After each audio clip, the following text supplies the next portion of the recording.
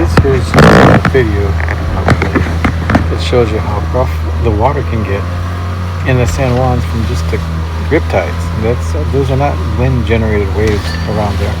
What they are is I was driving to the San Juan Islands, and the water at the ocean over there in the Salish Sea, which is really just the San Juan Islands, the tides come together, and they come together so violently that they create these really little patches of rough waves. Now, this here is once I got through the worst of it. The heavier waves, I couldn't really grab the camera in time. But later on I was able to get someone to get the camera, and turn it on, and get a picture of the rough water I was going through. It was pretty interesting, a lot of fun. And then coming up here on the next video, over here in a few seconds, you'll see a flat portion of the riptides, but they create these tremendous swirls. You can see the water there. The water is between 100 and 300 feet deep.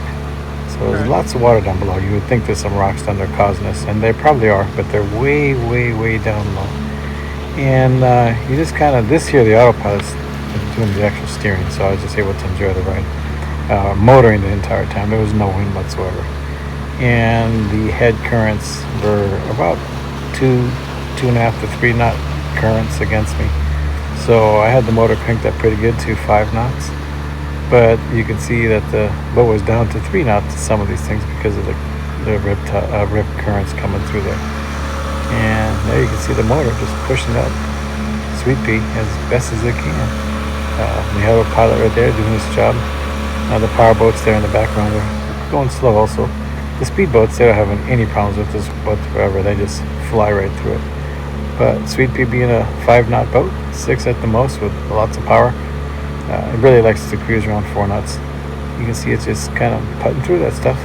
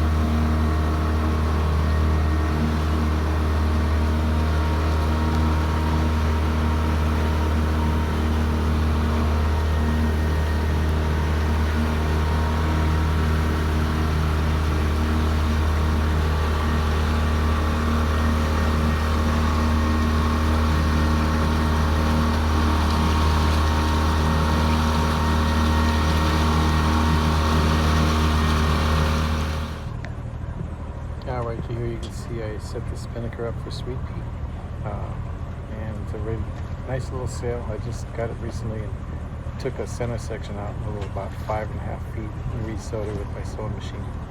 And that's good. Moves the boat nicely. Gives me 3 to 4 knots in a light breeze.